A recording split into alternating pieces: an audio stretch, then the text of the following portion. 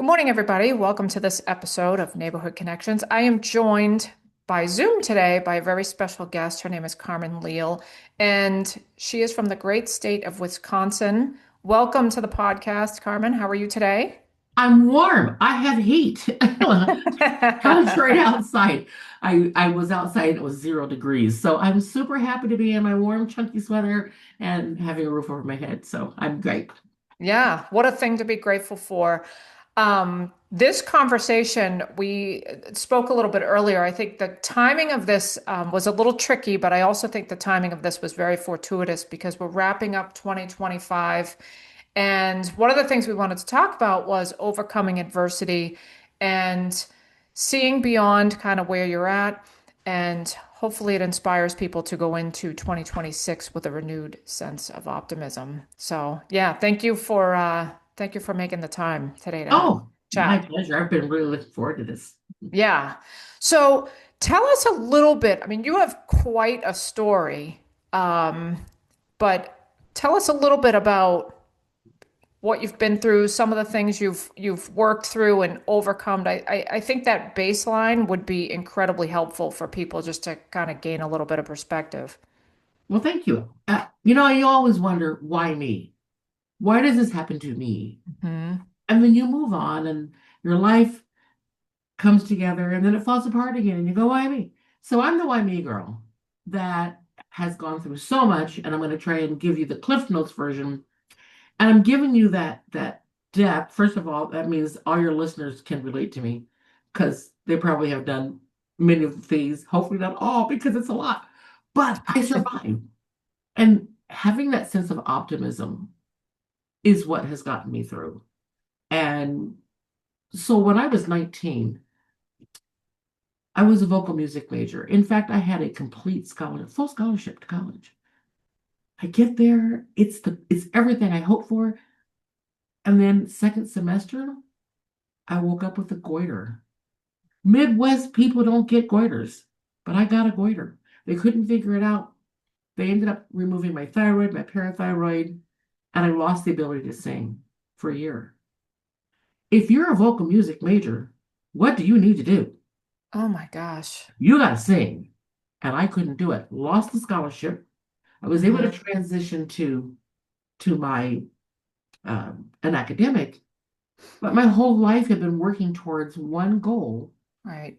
that I couldn't do. I had to, as this horrible 2020 word was, pivot. Hmm. That was devastating to be 19, to lose my hair, to gain 30 pounds. I walked around bald before bald was chic. There was no cancer bald. I mean, it was awful. But you know what? I'm still standing. And maybe I wasn't supposed to be that Broadway star. Hmm. That wasn't the path that had already been lined out for me. My path went a different way. I'm married. A man I thought was going to be my forever husband. I met him in Africa. He was from Illinois. Did not know he was an alcoholic. You know why? Because it's a Muslim country where we lived and there was no alcohol. Mm. I didn't see any signs. I didn't know. But we got back to Illinois, which was a very much of a drinking culture. And let's watch the Bears on TV and let's with my seven brothers and my dad, and let's just drink, and everything was around. And all of a sudden I'm living in a severely alcoholic family with the consequences of physical violence and abuse and having kids in this. So I went through the divorce, and I was a single parent, and I couldn't pay my bills and everything that comes with that battle. Right. But you know what? I survived. It's And so curious to me that you spent a bit of time in Africa and that didn't like the urge to drink didn't subside. I mean, you'd think that you would think so, living right? in a place for so long where it was Yeah. forbidden, I mean that spring right back to a habit. And he sure did. Wow. I mean, so that tells us a lot about alcoholism. Mm, good That's what I point. really understood. Alcoholism is a disease. So it's like if I'm diabetic and I'm somewhere where I can't get sugar, and I'm somewhere where maybe all I can eat is protein, Hmm. and and everything comes together. Once you're diabetic, you're always diabetic. And Right. if I stay off the sugar and I get my levels good, the pattern of wanting to eat food that isn't good for me hasn't been banished. Yeah. It's just the food was banished, right? Right. When I go back to my environment where I can have anything I want, what's going to happen? I'm going to eat the old way. So there's a lot of psychological in both, and we can go on and on. So Yeah. yeah, If it you was don't very if you don't deal interesting. with the root of it, yeah, for Yeah, sure. and he didn't deal with the root of it. And Hmm. so, we went through that, and that's something that your listeners can, some of them sadly can understand being an abused Oh, family yeah. and all the things that go with that. Then I remarried, and that was going to be the man of my dreams. That was going to work, and it worked for like 3 years. On Hmm. our third wedding anniversary, he was diagnosed with Huntington's disease, which is a neurological disease. It's like having Alzheimer's and Parkinson's and MS and paranoid schizophrenia all wrapped up in one little Oh my bug. gosh. It was a genetic disease, but his mother had passed undiagnosed. He did not know that he had the gene. So I unwittingly married somebody who I was going to be a caregiver for to the day he died. Hmm. And I was not going to be able to run my company as I had, and I was going to relocate, was going to be more inexpensive, and I had kids I had to raise. And Right. so that was a journey of being a caregiver at a very young age. You don't think of being a caregiver to a spouse when you're in your 40s. Right. It just Right. it just doesn't happen. It's not within the realm of our, particularly something where there is no cure. You Right. might be a caregiver to somebody who has cancer, and that's a horrible thing. But Hmm. we've come such a long way. Cancer's not a death sentence necessarily. There's so many things. Right. So when Depending on when you you carry catch it and what kind it is and and that when kind of and thing. so you're usually caring for it with hope Right. because there's always hope, right? But there isn't any hope with Huntington's. There Right. is no cure. And your children that you gave birth to without knowing that you had this, Hmm. they are now at risk. So his children now both have it. Right. Mine don't, different father. Well, and I imagine the scary part about that too is that, where there's so many symptoms that you've just described that go along with this disease. That's the list of symptoms, but it's not necessarily, you may or may not be faced with all of them. So the Yeah, you will. wild card Pretty is much. what really am I going to be dealing with? Is it, Yeah, in the beginning, I thought that way, but now that I've written 2 books about Huntington's, and I've spoken all over the world, and I have so many dear friends, and pretty much all of them get all the symptoms. It's really? when will it happen? How long will it take between symptoms? Yeah, I went through the full gamut, full, absolutely full. I can't um I can't think of a worse disease, but I was also so involved in it. But you know what? I survived. I Yes. lost my Yes. home. I mean, you're here today. I went bankrupt. I lost my career. I, for a period of time, lost my son because he was Hmm. so angry at the way his life went. He's back now, which is great, but that was tough. I don't know many people who have gone through that outside of, but there are people. So we're looking at me getting sick at a very young age, and then me rebuilding that, and then the marriage, and the divorce, and the rebuilding, and the illness. And then guess what? I married again because eternal optimist. And it's been 25 years. I did go through his hip surgery, 2 knee Hmm. surgeries, his cataracts, his skin cancer, and all Hmm. the other things that happen as we age. But that's what you buy in for when you're married in your Yeah. 60s and I mean, 70s. there is till death do us part, which if Right, you have any longevity in your marriage, right. not that you expect it, but you're committing to Well, this is what you're we're going to commit, do. but I don't know. I do expect it. I do think that as we are in our 60s, 70s, 80s, we do have arthritis. We do need replacements. Cancer does happen. His cancer was incredibly healable. He had prostate cancer. Um, it wasn't an outcome that we liked, having to remove the gland, but it certainly saved his life just like that. So we survived that. I was in a car wreck after he married. My life was going perfectly. I was back home in Hawaii.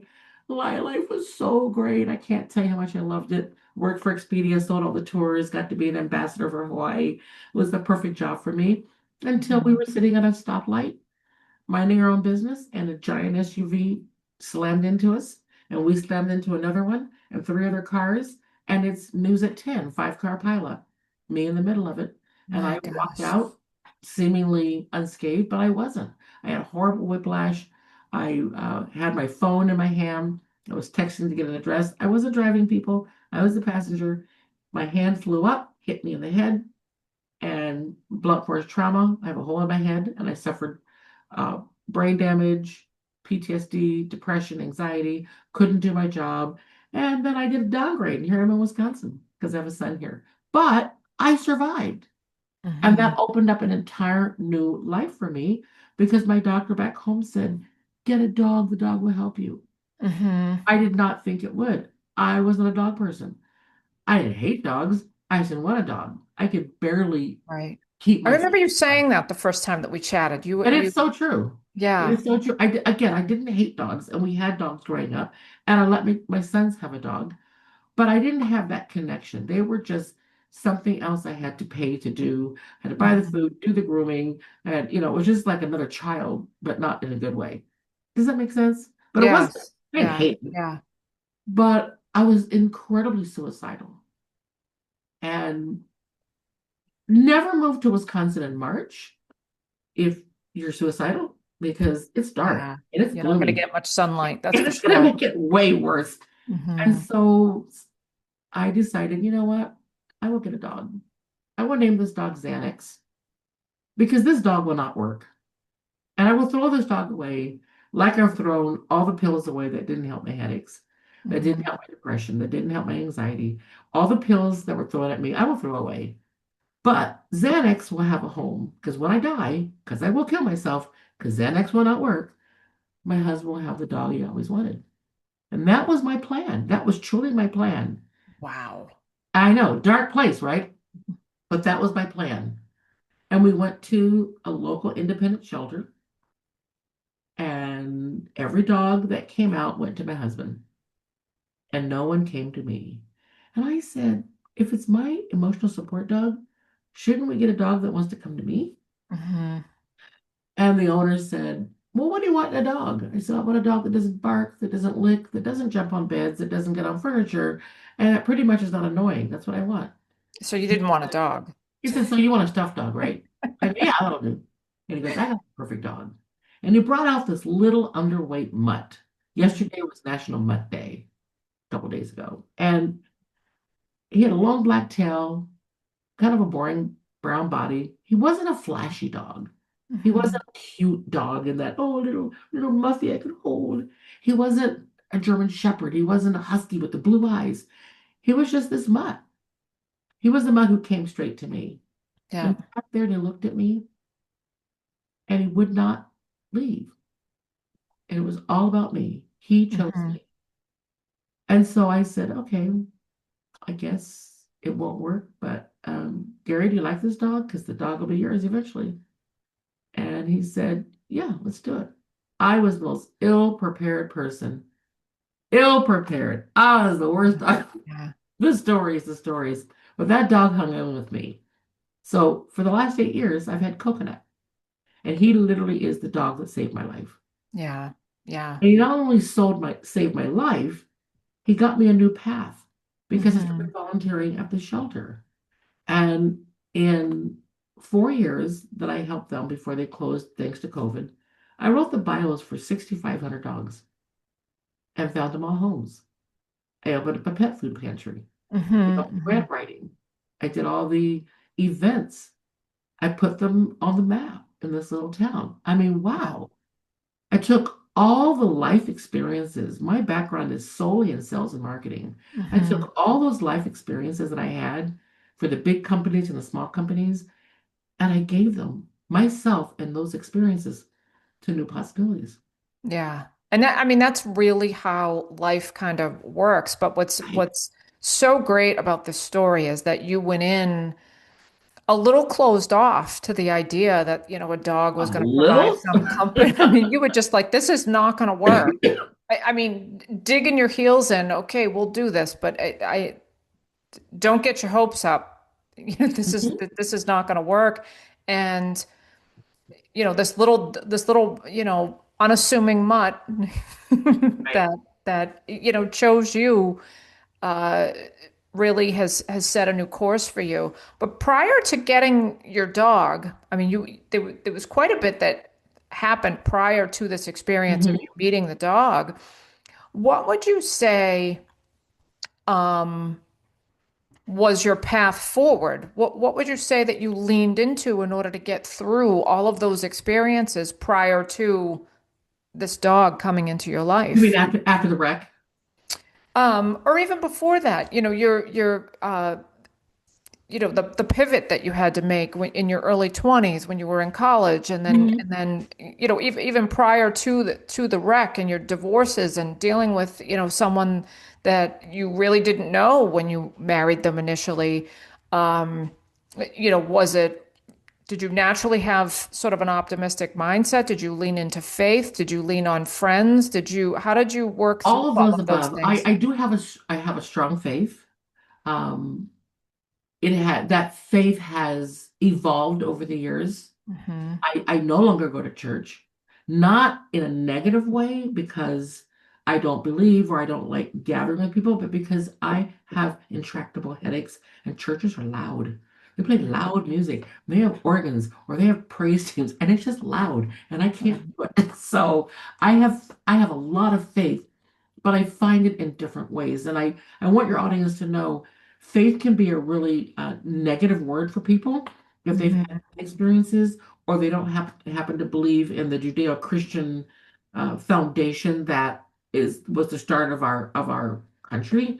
If they don't Hmm. believe in that or they don't know what they believe, they can have faith, as you say, in many different ways. I had Hmm. a good grounding. I have a wonderful family. I have seven siblings.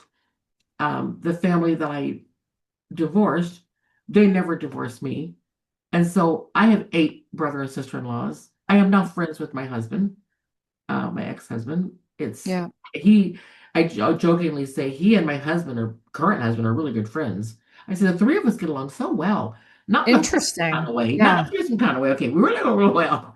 Yeah, everything's kind of evolved, and they would if we lived in the same place, they'd be the buddies that hung out every day of the week. They're just Mhm. really good people. I chose the same person to marry each time in terms of personality, in terms of interest levels. There are a whole bunch of similarities to all three of my husbands, Hmm. and I can see that they all were keepers if something hadn't happened, which I also Right. find very interesting. But you asked, what did I lean into? I did lean into my faith. I lean into the fact that I know that I'm incredibly wonderfully made, and God did not make me one dimensional. He didn't say, here's your voice, and that's all you. Hmm. I'm one of those people who is real smart. I'm going to tell you, when I had this wreck and I went and did my psychological evaluation, the doctor, after 9 hours of testing, said, you must have been very intelligent at one point. And I was really shocked. I was very At hurt one because point, at one you're point, still I must smart. be. Oh He my gosh. said, I know that was a whoa, whoa, whoa, what? And he said, I can tell from your baseline and everything we've done, you lost about 30 IQ points from this wreck. I don't know about you, but I know a lot of people, if they lost 30 IQ points, they couldn't do anything Right, because they right. didn't have a whole lot to begin with. When you're at 100 or 110, losing 30 is really traumatic. Hmm. When you're at 150, 160, losing 30 is traumatic to me, Right, right, but I right. can function really well. It's So, curious that he was able to figure that out. I yeah, mean, they go backwards and ask you a million questions about who were you before the wreck? Where'd you go to college? How did you score on tests? mhm. Were they had a whole bunch. I mean, it was insane how 9 hours Yeah, I was going stretched to over. say it was hours of testing. It was Right. 9 hours stretched over 3 days. And from that they can extrapolate if you did this, you must have done that. I mean, they just know. And so it was hard to hear that, but then I was encouraged because I had so much left. Right. I Right. mean, that phone took out a big chunk of my brain that those that doesn't work anymore. Right. Right. But the brain is really resilient, and I may not have those, but other things I didn't have are coming to light. Like I had to teach myself to read again. Wow. And when I talk to it's something, it's called alexia. We've all heard of dyslexia, but alexia is acquired dyslexia because dyslexia is just a disorder that doesn't allow you to read. And so that's what I acquired. And he said to me, who did you go to be able to read again? I said, I just went to myself. Hmm. He said, you were able to accomplish this by yourself? I go, I didn't know there was another option. I Right. Right. So I lean into the fact that I am fearfully and wonderfully made. I have a ton of talent and ability I didn't know about. You have a lot you don't know about because you've not been forced to use what you have. Right. Right. When our life goes the way it's supposed to go, our path that we thought, and nothing disrupts it, we just keep going on that. Hmm. And we don't know what else is inside of us that we could be using. So I'm kind of a lucky one when you think about it. 100%. Yeah, And I. what's interesting is had it not been for this entire chain of events Mhm. over a number of years, that led up to this car wreck and led up to you, sadly wanting to end your life. I mean, you never would have adopted this dog, probably. Oh, And you never would have never. had this life-changing experience now where you're supporting so many organizations and doing so many amazing things. And in a community you probably wouldn't have otherwise chose. I mean, you wouldn't have Nope. otherwise chose to move to Absolutely not. Wisconsin. You'd have probably Absolutely been not. still sitting in Hawaii where you loved. Drinking Mai Um, Tais, right? Yeah, no, exactly. And so, we're also looking at, the optimism that I am a naturally optimistic person, and I was gifted with two really great parents. We were extremely poor. We were 8 kids in a two-bedroom home, oh wow, yep. and all 8 went to college. All 8 have families. All 8 are homeowners. We never should have been where we are, except it wasn't an option that we wouldn't be. And I love what my mother said when people say, what is the most profound thing anyone said to you? Give me a quote from some great political leader or some whatever. My quote is always the same as for my mom. She always said, be the best be, no, sorry, be the best you that you can be and then help others become their best selves. That's our mission in life. Hmm. We were all taught that we had to be the best we could be, our best selves. And then we had to help somebody else be their best selves. And if Hmm. we didn't do the second half, that's an issue. And I believe because I've always lived my life that way, of having to say, okay, this didn't work. I'll have to pull something else out of me. But how am I going to take this life experience that happened and help somebody else? Hmm. Hmm. For me, it's been writing. And I was never going to be a writer. That was nothing in my path. But my first business was a marketing firm. Hmm. And I wrote TV commercials and radio commercials and junk mail and Interesting. Yeah. invitations and did events. And I didn't really realize it, but that was the best training ever for writing.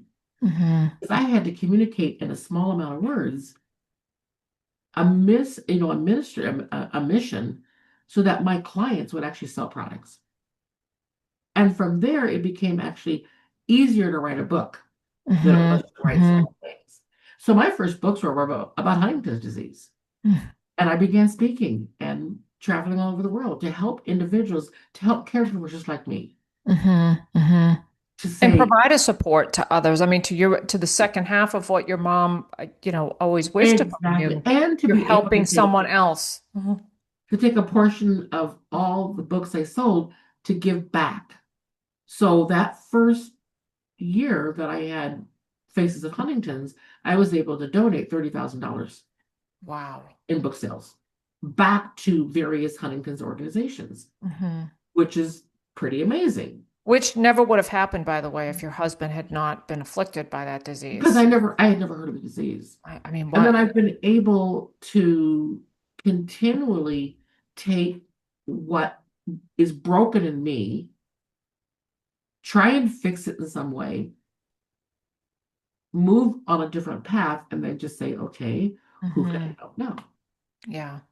I have a tremendous respect for those who are unhoused because when I was a single mom taking care of a dying husband, you have no idea how close we came to being homeless. Hmm. I did lose my house. I did go bankrupt, but I was never homeless. Hmm. So, one of the things that I've done since I've been here is to really be a cheerleader for the homeless shelter, which is my next meeting in about an hour, is to go and talk with them about an event that I do for them every year. Hmm. Hmm. So, we get really tired. We as a nation, we as a world get really tired of train wrecks. We're a really generous nation.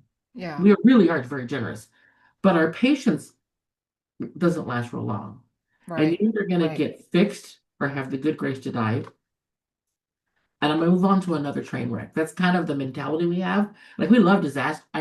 I know I'm sounding a little bit, I don't know, disasters, we rally, right? We give, we go through our closets, we do everything we can for that. But when it comes to these long-term systemic problems like homelessness, it gets really harder and harder to ask people Hmm. to give. But I just gave. How haven't you fixed it? Why Hmm. are there so many? So it's not an easy problem to fix, but having come so close to it, it's one that's dear to my heart.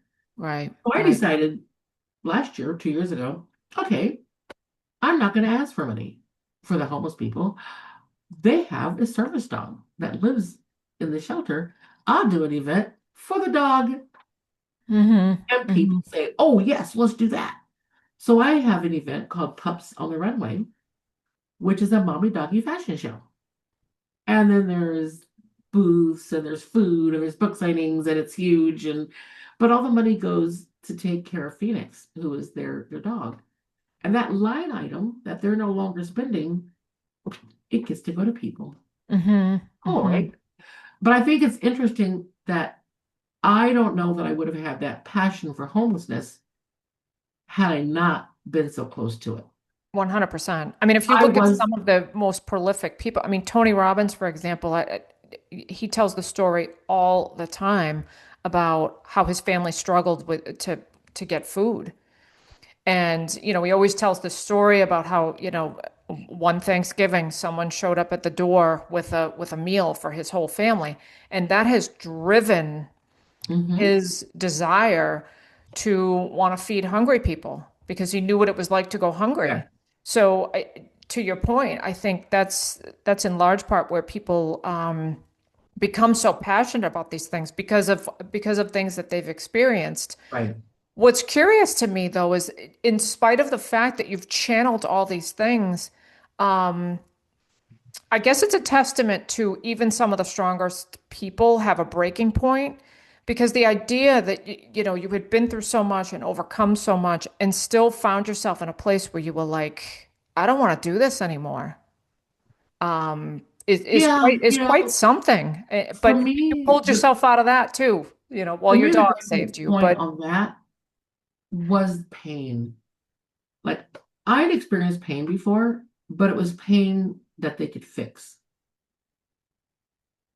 And then you move on. You break an arm, that hurts. We cast it, we wait, we do some therapy, we're good. The pain of a headache. I've had a headache for 10 years, and I am not exaggerating. Every single day of every year, I have a headache. But when it is to the point where it is a level 10 every minute of every mm, day, and you're not you anymore anyway. I mean, my whole life was I'm a writer and I can't read. right. I'm a singer and I can't read music. I can't handle the noise of being in a choir. Hmm. So everything that I was gone. What was Right. left? What Right. was left to live for? And quite frankly, I was really, really sick of helping people. Because what about me? Remember Right. I said Right. that? We go back to that why me? What about me? When is it my turn? When is it my turn to live Hmm. a life that is, if not easy, at least manageable? The Right. really, for me, it was the pain. And I've just had to learn to manage the pain. I am now on good medication. And that goes back to having good health care, Hmm. which so many people don't. If I didn't have the healthcare I have now, I couldn't afford. In fact, two of the medications I'm on, I can't afford even with healthcare. Hmm. I'm on Medicare, and they're level three meds. And if anybody of your listeners know how that works, you Hmm. have different tiers, and it doesn't really cover them. Right. It's a complex system for sure. So I have two medications that allow me to live. And I went to the pharmaceutical companies. And I want to urge your listeners who are hearing this and saying, I have the same problem. Don't do without. Don't do without. Every pharmaceutical company has a plan to give away medicine. They Hmm. just don't advertise it. And it's an easy form. It's a one page usually, and it's income based. And I am not a poor person. I am absolutely not a wealthy person. But you would not think at our income we would qualify for anything because we don't qualify for EBT, we don't qualify for Medicaid, we don't qualify. Right. Right. But for medication, that bar is so much higher. And I get that Interesting. medication 100% for free for both of them. And one of them is more than my mortgage. And the other one is my mortgage and my utilities together. My That's what it gosh. would cost me every month. But I get it for free. But that goes way back to my mom problem solving. She was Hmm. a master, and she taught us there is always a solution. You just have to find it. Right. So Right. when I got all the medication right, then I had to learn how to handle my stress because stress was killing me with the headaches. How do you handle stress? For me, that dog. Hmm. You pet your dog, the oxytocin comes in. He knows when I'm upset, and he comes to me and he lays on me, and he knows it. He forces me to go outside and walk Yep. because I don't Yep. like to clean up poop. Sorry, dude. Today you're pooping in the yard, but normally he likes to poop on a walk, which means Hmm. I have to walk. Guess what happens when I walk outside? Even in Wisconsin, there's sun. You feel a lot better when you get outside in nature, You even if it's feel a little so cold. you feel so much better in nature, and you get to see and the colors and the uniqueness and following where he thinks is interesting. Hmm. Guess what else happens when you walk? You see people, not Right. okay, Right. what is outside? You see people. Right. You have conversations. They may all be about your dog. No one knows my name. They know his name. Hey, your coconut Hmm. mom. But you see people. Right. All of a Right. sudden, this closed-in life that I was experiencing opened up. And it opened up because of a dog. Hmm. That's why I do so much for dogs. People think I'm doing it for the dogs. No, I'm doing it for the people. Hmm. It's a backdoor approach to helping people. Not that I love that I'm helping the dogs. I did an event in October. I pitched the women's shelter. And I said, I would love to do a fundraiser for you, which nobody ever believes me when I say, I'll do most of the work and I'll give you all the money and I won't get paid and I'll work for free. And they're Hmm. like, whoa, what is this? Yeah. Yeah. I said, 35 years ago, I had a friend named Julie, and Julie was an abused spouse. And Julie had a dog, and it was a big dog. And Julie needed to flee, but no one would take her dog. And she didn't want to put her dog at the shelter because she figured he'd get killed if nobody adopted him because of space. And he was such a big dog. One of those scary kind of dogs that people put a label on. Hmm. And her abuser kept saying, I'm sorry, forgive me. Then he'd come back. That cycle that never ends. So Right. one Right. day Right. it did end because she didn't leave because of her dog, and she and her dog were murdered. Yes. And I remembered that, and it was so much a part of me. What could I have done to help my friend? I could Hmm. have taken the dog. No, I could not have taken the dog. But you say, what could I have done? So 35 years later, I said, now that you guys have moved and you are pet friendly, can I help you raise money in Julie's name? And we did pups on the beer garden and we raised money. It was, raffle baskets and food trucks and a whole bit. And we're gonna do two more next year for them. Hmm. Already planned. I What a would beautiful never, life you're living. Like just taking all of these experiences, or as many of them as you can, and yeah. translating them into a way to help I that mean some it segment but of the population. isn't that what we're supposed to do here? We're not on this earth just to live an easy life. We're on this earth to learn the lessons that Hmm. allow us to help somebody else. There's a song that I used to sing. It's called it just came out of my mind. It's from Steve Green when I used to do a lot of performing in church. And what I love is the chorus, and it says, "May all may all who come before us light our way, and may we be a light for those who are coming after us." Hmm. Kindness. So I'm paraphrasing that, right? So it's talking about running the race. In the Bible, we talk about running the race, and where is your race is when you get to heaven. So for people who believe that, that's the race. If you don't, there's other races. So this one says, we're I'm running, and there's a cloud of witnesses. They're in the stands, they're cheering me on. Hmm. Those who came for before me, I can see them, my ancestors, the people I read about in the Bible, whoever is important to you, they're back there and they're saying, you can do it, you can do it. And they're lighting Hmm. the way. And then what I get just a little bit before somebody behind me, they see me and they go, I'm on the right track. I'm following somebody. And then when I finally get where I'm going, my final destination, I can look backwards and I can say, you can do it, you can do it. Hmm. How cool is Hmm. that? That's what we're on this earth for. We are not on this earth to live easy lives and have bunches of stuff and be comfortable and be happy. Yes, Hmm. we all want that, and many of us get that. But we also, in our life, need to take what happens to us and see who can I help today. My son is going through a horrible custody battle. Hopefully, it's over soon. I have to go to Chicago 3 days a week because he has supervised visitation. Talk about destroying my summer. Oh my Five, gosh. oh man, it's been woo.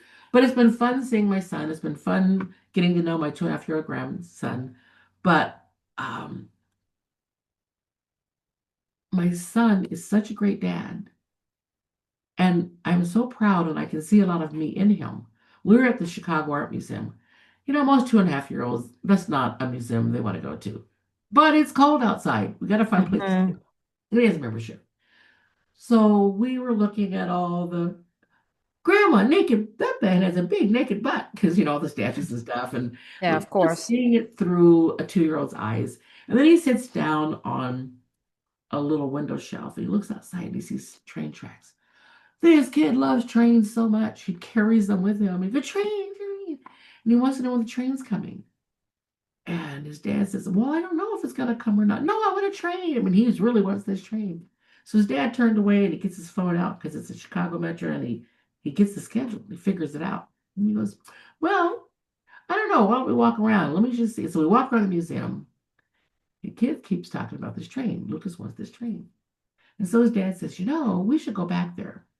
Why don't we go back and see if the train's there? Because he knew what time the train was coming. Hmm. No train. Lucas is not happy. Puts his trains and his hands down. He's looking out the window. It's like, no train. And his dad said, I think you should close your eyes and just wish. Just close your eyes. Say, I wish there was a train. Keep them closed. And then I'll tell you when to open them. And maybe it's going to happen. Maybe. He closed his eyes. And my son snapped a picture of him. He goes, open your eyes. And a train went by. I wish I could show you this picture of this kid. Wow. The absolute joy that was on this kid's face because Hmm. he saw a train. And I said, that is really awesome, Justin. And he goes, it is my job as a parent to make sure that one magical thing happens every day. Sometimes it's What just, a perspective. yeah, Wow. sometimes it's a matter of just letting them go somewhere or knowing they're going to meet this person. Sometimes I have to arrange it. If I can do more magic, but every single day of my child's life, when he's under my roof, I have to make sure a magical thing happens. Hmm. I was blown away. A simple thing like a train and a cell phone coming up with a schedule.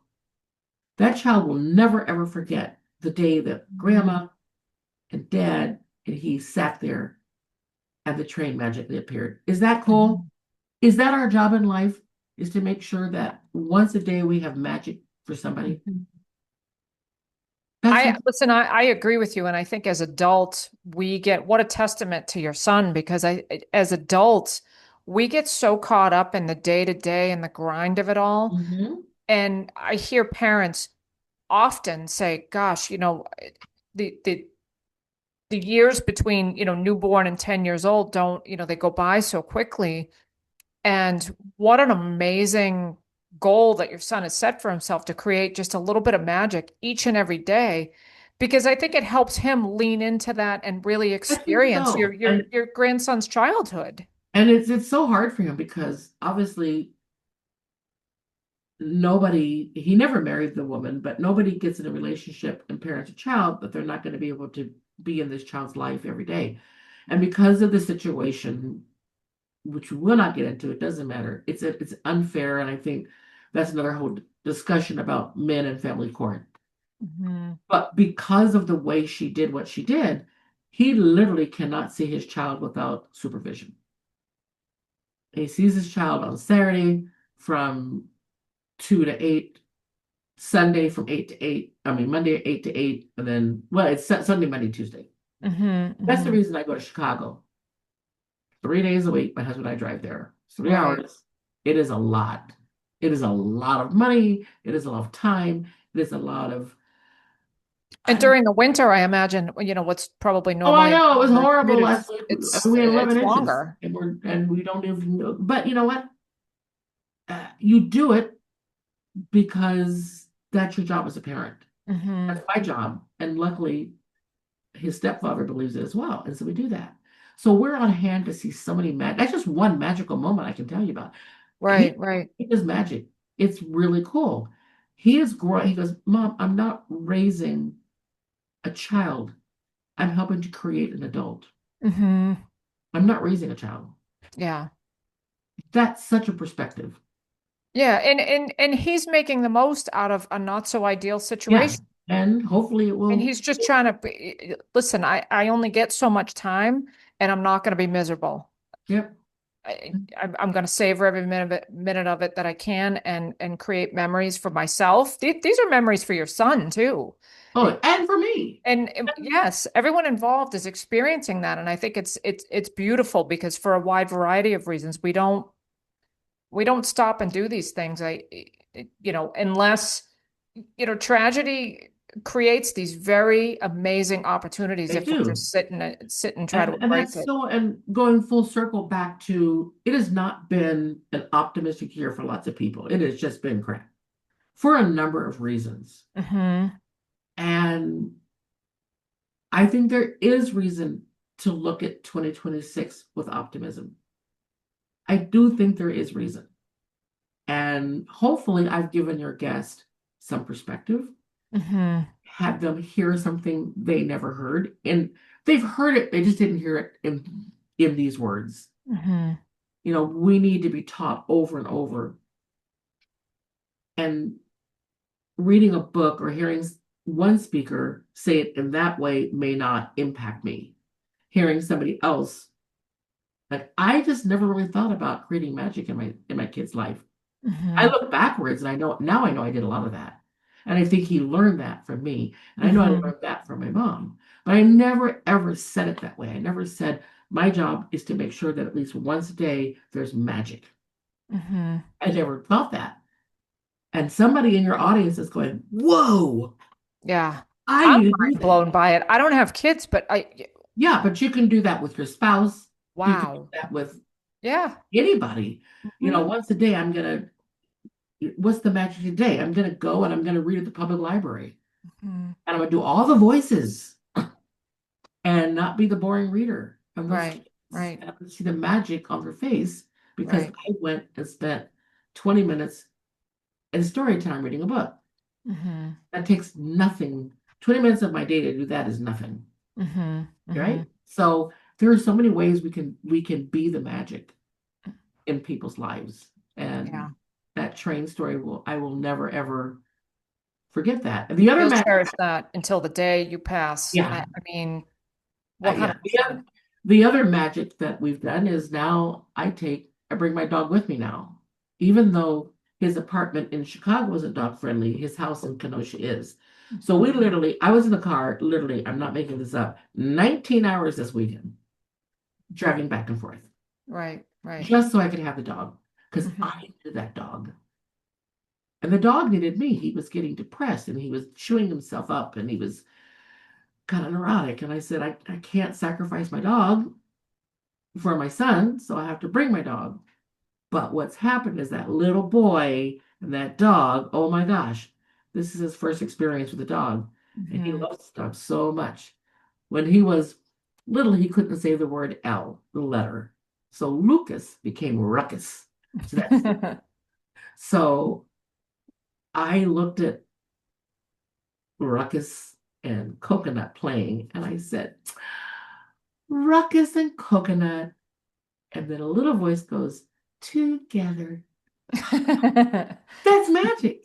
Yeah, Magic. And he yeah. uses Coconut as a pillow to lay on him when I read him a book. Hmm. Hmm. That's there's not enough money to let that not happen. You can Hmm. give me however much, and I'd still want my dog to be Right. with my grandson, and he's learning to love dogs in a way I didn't learn. A dog was just there. I Hmm. didn't have a Hmm. relationship. Now he does. That's pretty cool. Yeah, 100%. And I think, sharing your story and sharing how you've come out on the other side is wonderful because we hear all these stories of celebrities overcoming adversity, and I think for a lot of people it's not really relatable. Like the Nope. circumstances might be okay, but let's just be honest, we're all going through life, but we're not going through life the same way.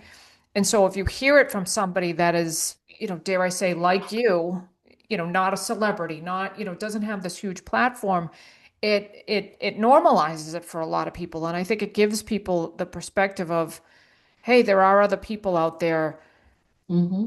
doing life and things are happening and they are looking for ways to just embrace it, looking for ways to move past it, looking for ways to do for others and be that blessing to somebody else that may be going through something similar.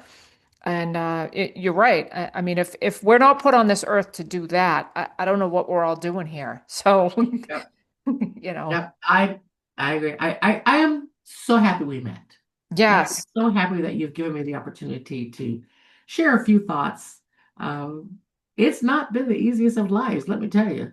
And it's Hmm. not over. I'll be 72 this year, next year. And I'm sure there's a whole bunch ahead of me that I probably am not going to love. But I'm going to hang, be optimistic, be the magic, be the light for those who come before me. Come Well, after. you may not love all the things that come, but you do, as you've already demonstrated thus Hmm. far, there's so much that you're gonna love. Oh yeah. There's so much to come out of Yep. what you're going to experience that you will 100% love and find joy in. And Yep. that has got to be, something to look forward to for sure. Exactly. Exactly. Hmm. Hmm. Listen, this has been such an amazing conversation. I feel blessed to have met you. I feel blessed to have gotten your perspective because you're a little bit older than I am, and so it's nice to always get words of wisdom from those that have gone From before. our elders. Yeah, 100%. I always enjoy those conversations. Some of my favorite conversations are with my father-in-law, who is older than both of us, and he's been through quite a bit in his long life, and but he's also found ways to find joy too. So Yeah, it's yeah. great to Well, see. anytime. Let's do this again. Come find a new topic and let's do it again. This was really fun, and I appreciate it. Absolutely. Oh, I think the sun. Look at the sun. Does it, I mean, Look at that, the ray of sun. light just Can you at the see this? perfect time. I do There was see no sun before. it. Wow, look at the sun. Thank you. 0 degree. I think it's 7 degrees now, but Yeah. still, that's really cool. Yeah. What an amazing opportunity. I mean, I love honestly, this so this far. conversation and ending in sun doesn't It's get better than that. fortuitous. Doesn't get We better. couldn't have planned this, I don't We think. didn't Better. plan this. All right. Well, thank you. Thank you. Thank you. You have a great day, and You too. we will absolutely stay in touch. Yeah, for sure. Okay. Thank you. I hope you have enjoyed this episode of Neighborhood Connections. I'm your host, Ann Soares, the realtor who loves pets. If you have enjoyed this episode, please hit that like and follow button so you never miss one in the future. And until next time, give your pets a scratch for me.